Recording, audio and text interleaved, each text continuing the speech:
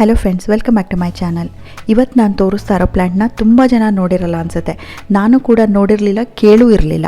ಆದರೆ ನನ್ನ ಸಬ್ಸ್ಕ್ರೈಬರ್ ಒಬ್ಬರು ಕಮೆಂಟ್ ಮಾಡಿ ಕೇಳಿದರು ಲಿಥಾಪ್ಸ್ ಬಗ್ಗೆ ಒಂದು ವಿಡಿಯೋ ಮಾಡಿ ಅಂತ. ಆವಾಗ ನಾನು ಗೂಗಲಲ್ಲಿ ಸರ್ಚ್ ಮಾಡಿ ಇದ್ರ ಬಗ್ಗೆ ತಿಳ್ಕೊಂಡೆ. ಆ ಸಬ್ಸ್ಕ್ರೈಬರ್ ಹೆಸರು ಕೂಡ ನಾನು ಮರ್ತುಬಿಟ್ಟಿದ್ದೀನಿ, ತುಂಬ ದಿನದ ಹಿಂದೆನೇ ಕೇಳಿದರು. ರೀಸೆಂಟಾಗಿ ಫೇಸ್ಬುಕ್ಕಲ್ಲಿ ಒಬ್ಬರು ಇದನ್ನು ಸೇಲ್ ಮಾಡ್ತಾಯಿದ್ರು. ಅವ್ರಿಗೆ ಮೆಸೇಜ್ ಮಾಡಿ ಅವರಿಂದ ಕೊರಿಯರಲ್ಲಿ ತರಿಸ್ಕೊಂಡೆ. ಈ ಪ್ಲ್ಯಾಂಟ್ ಬಗ್ಗೆ ಡೀಟೇಲ್ಸ್ನ ಶೇರ್ ಮಾಡೋಣ ಅಂತ ಈ ಅನ್ಬಾಕ್ಸಿಂಗ್ ವಿಡಿಯೋ ಮಾಡ್ತಾ ಇದ್ದೀನಿ. So welcome back to my channel.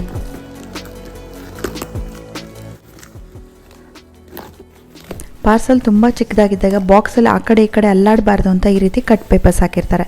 ಅದೆಲ್ಲ ನಿಮಗೆ ಗೊತ್ತೇ ಇರುತ್ತೆ, ಆದರೂ ಹೇಳ್ತಾ ಇದ್ದೀನಿ. ಈ ಬಾಕ್ಸ್ ನೋಡಿಬಿಟ್ಟು ತುಂಬ ಖುಷಿಯಾಗ್ಬಿಟ್ಟಿತ್ತು. ಪ್ಲ್ಯಾಂಟ್ ಸೈಜು ಹಾಗೆ ಇರುತ್ತೆ ಅಂತ. ಆದರೆ ಓಪನ್ ಮಾಡ್ತಾ ಗೊತ್ತಾಯಿತು ಎಷ್ಟು ಚಿಕ್ಕ ಪ್ಲ್ಯಾಂಟ್ಸ್ ಇದು ಅಂತ. ಈ ಪ್ಲ್ಯಾಂಟಿನ ರೂಟ್ಸ್ ತುಂಬ ಚಿಕ್ಕದಾಗಿರುತ್ತೆ, ಸೆನ್ಸಿಟಿವ್ ಆಗಿರುತ್ತೆ. ಹಾಗಾಗಿ ರೂಟ್ಸ್ ಹಾಳಾಗಬಾರ್ದು ಅಂತ ಟಿಶ್ಯೂ ಪೇಪರ್ ಒಳಗೆ ಹಾಕಿಬಿಟ್ಟು ರೋಲ್ ಮಾಡಿಬಿಟ್ಟು ಒಂದು ಕಪ್ ಒಳಗೆ ಹಾಕಿದ್ದಾರೆ.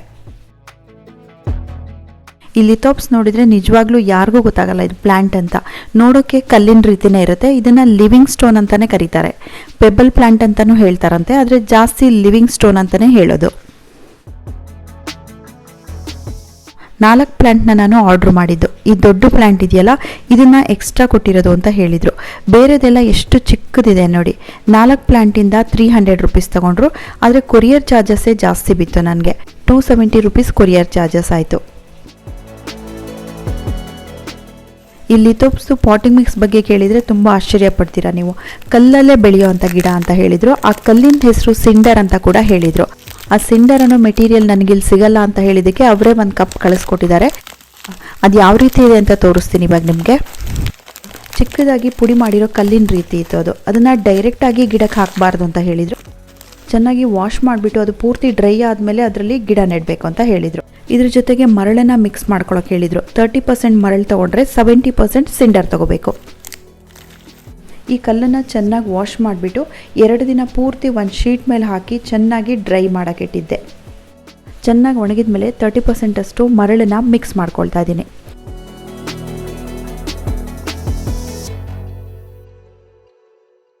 ಈ ಲಿಥೋಪ್ಸ್ಗೆ 3 ರಿಂದ 4 ಇಂಚಷ್ಟು ಮಾತ್ರ ಉದ್ದ ಇರೋವಂಥ ಪಾಟ್ಗಳನ್ನ ತಗೋಬೇಕು.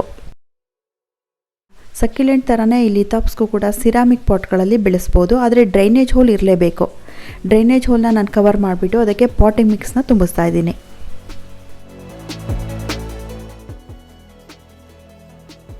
ಲಿಥೋಪ್ಸ್ ತುಂಬ ಹಾಟ್ ಕ್ಲೈಮೇಟ್ಗಳಲ್ಲಿ, ಕೋಸ್ಟಲ್ ಏರಿಯಾಗಳಲ್ಲಿ ತುಂಬ ಚೆನ್ನಾಗಿ ಬೆಳೆಯುತ್ತೆ ಅಂತ ಹೇಳಿದರು. ಯಾಕೆ ಅಂದರೆ ಇದಕ್ಕೆ ತಿಂಗಳಲ್ಲಿ 1 ಸಲ ಮಾತ್ರ ನೀರು ಹಾಕಬೇಕು ಅಂತ ಹೇಳಿದ್ದಾರೆ. ಅದು ಕೂಡ ಸ್ಪ್ರೇ ಮಾಡಬೇಕು ಅಂತ ಹೇಳಿದ್ದಾರೆ. ನೀರು ಸ್ವಲ್ಪ ಜಾಸ್ತಿ ಆದರೂ ಕೂಡ ಈ ಗಿಡ ಸತ್ತೋಗುತ್ತೆ. ಮಳೆಗಾಲದಲ್ಲಿ ಈ ಪ್ಲ್ಯಾಂಟ್ನ ಹೊರಗಡೆ ಇಡೋ ಹಾಗೆ ಇಲ್ಲ. ಸ್ವಲ್ಪ ಕೂಡ ನೀರು ಹಾರಬಾರ್ದು, ಹ್ಯುಮಿಡಿಟಿ ಕೂಡ ಇರಬಾರ್ದಂತೆ. ಹಾಗಾಗಿ ಮನೆ ಒಳಗಡೆನೆ ಒಂದು ರೂಮಲ್ಲಿ ತುಂಬ ಬ್ರೈಟ್ ಲೈಟ್ ಬರೋ ಕಡೆ ವಿಂಡೋ ಸೈಡಲ್ಲಿ ಇಟ್ಟಿದ್ದೀನಿ. ಈ ಪ್ಲ್ಯಾಂಟಿಂದು ರೂಟ್ಸ್ ನೋಡಿ ಎಷ್ಟು ಚಿಕ್ಕದಾಗಿದೆ ಅಂತ. ವಿಂಟರ್ ಸೀಸನಲ್ಲಿ ಫುಲ್ ಸನ್ಲೈಟಲ್ಲಿ ಇಡ್ಬೋದಂತೆ. ಆದರೆ ಆವಾಗಲೂ ಕೂಡ ನೀರನ್ನು 20 ಡೇಸಿಗೆ ಒಂದು ಸಲ ಮಾತ್ರ ಹಾಕಬೇಕು. ಈ ಪ್ಲ್ಯಾಂಟನ್ನು ಯಾವ ರೀತಿ ಕೇರ್ ಮಾಡಬೇಕು ಅಂದರೆ, ಒಂದು ಸಲ ಈ ಗಿಡಗಳನ್ನೆಲ್ಲ ನೆಟ್ಟ ಮೇಲೆ ಆ ಪಾಟ್ ಎಲ್ಲಿದೆ ಅಂತ ಕೂಡ ನಾವು ಮರ್ತು ಬಿಡಬೇಕಂತೆ. ಅಷ್ಟು ಕಡಿಮೆ ಕೇರ್ ಮಾಡಿದರೆ ಮಾತ್ರ ಈ ಗಿಡ ಬದುಕುತ್ತೆ ಅಂತ ಹೇಳಿದ್ದಾರೆ. ಇದರಲ್ಲಿ ಕೆಲವು ವೆರೈಟೀಸ್ ಬರುತ್ತೆ. ಆ ಗಿಡಗಳಿಗೆ ವರ್ಷಕ್ಕೆ 2 ಸಲ ಅಥವಾ 3 ಸಲ ಮಾತ್ರ ನೀರು ಹಾಕಬೇಕಂತೆ. ಗಿಡದ್ದು ಪ್ರಾಪಗೇಷನ್ ಹೇಗೆ ಅಂತ ನೋಡೋಣ. ಇದನ್ನು 2 ರೀತಿ ಪ್ರಾಪಗೇಟ್ ಮಾಡ್ಬೋದಂತೆ. ಒಂದು ಸೀಡ್ಸಿಂದ, ಇನ್ನೊಂದು ಈ ಪ್ಲ್ಯಾಂಟಲ್ಲಿ ಮಧ್ಯದಲ್ಲಿ ಸ್ಲಿಟ್ ಥರ ಕಾಣಿಸ್ತಾ ಇದೆಯಲ್ಲ, ಅದರಲ್ಲಿ ಈ ರೀತಿ ಫ್ಲವರ್ ಬರುತ್ತಂತೆ. ಆ ಫ್ಲವರ್ ಚೆನ್ನಾಗಿ ಒಣಗಿದ ಮೇಲೆ ಅದರಲ್ಲಿ ಸೀಡ್ಸ್ ಆಗುತ್ತಂತೆ. ಹಾಗೆ ಆ ಪ್ಲ್ಯಾಂಟ್ ಸ್ಪ್ಲಿಟ್ ಆಗುತ್ತಲ್ಲ, ಆವಾಗ 2 ಬೇರೆ ಬೇರೆ ಪ್ಲ್ಯಾಂಟ್ ಆಗಿ ಬೆಳೆಯುತ್ತಂತೆ. ಆದರೆ ಇಷ್ಟೆಲ್ಲ ಪ್ರೋಸೆಸ್ ಆಗೋದಕ್ಕೆ ಮಿನಿಮಮ್ 2 ವರ್ಷನೂ ಆಗ್ಬೋದಂತೆ, ಅದಕ್ಕಿಂತ ಜಾಸ್ತಿ ಕೂಡ ಆಗಬಹುದು. ಈ ಪ್ಲ್ಯಾಂಟ್ ಲೈಫ್ ಟೈಮ್ ತುಂಬ ದೊಡ್ಡದಿರುತ್ತೆ. 40 ರಿಂದ 50 ವರ್ಷ ತನಕ ಇರುತ್ತೆ. ಒಂದೇ ಪಾಟಲ್ಲಿ 10 ರಿಂದ 20 ವರ್ಷ ತನಕ ಇರುತ್ತಂತೆ. ಈ ಲಿಥೋಪ್ಸ್ ನೇಟಿವ್ ಸೌತ್ ಆಫ್ರಿಕಾ. ನಾನು ಈ ಪ್ಲ್ಯಾಂಟ್ನ ತರಿಸ್ಕೊಂಡಿರೋದಕ್ಕೆ 2 ರೀಸನ್ ಇದೆ. ಒಂದು, ನೋಡೋಕ್ಕೆ ಇದು ಗಿಡದ ರೀತಿ ಇಲ್ಲ, ಕಲರ್ಫುಲ್ ಆಗಿರೋ ಪೆಬ್ಬಲ್ಸ್ ಇದ್ದಾಗಿದೆ, ತುಂಬ ಕ್ಯೂಟ್ ಆಗಿದೆ ಅಂತ ತರಿಸ್ಕೊಂಡೆ. ಹಾಗೆ 2ನೇ ರೀಸನ್ನು, ಎಲ್ಲ ರೀತಿ ಗಿಡಗಳ ಬಗ್ಗೆನೂ ಗೊತ್ತಿರಬೇಕು, ಅದನ್ನು ಬೆಳೆದು ಗೊತ್ತಿರಬೇಕು ಅನ್ನೋ ಕಾರಣಕ್ಕೆ ಈ ಪ್ಲ್ಯಾಂಟ್ಸ್ನ ತರಿಸ್ಕೊಂಡಿದ್ದೀನಿ.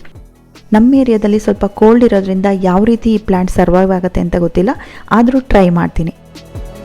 ನನಗೆ ಸಜೆಸ್ಟ್ ಮಾಡಿರೋ ಅಂಥ ನನ್ನ ಸಬ್ಸ್ಕ್ರೈಬರ್ಗೆ ತುಂಬ ಥ್ಯಾಂಕ್ಸ್ ಹೇಳ್ತೀನಿ.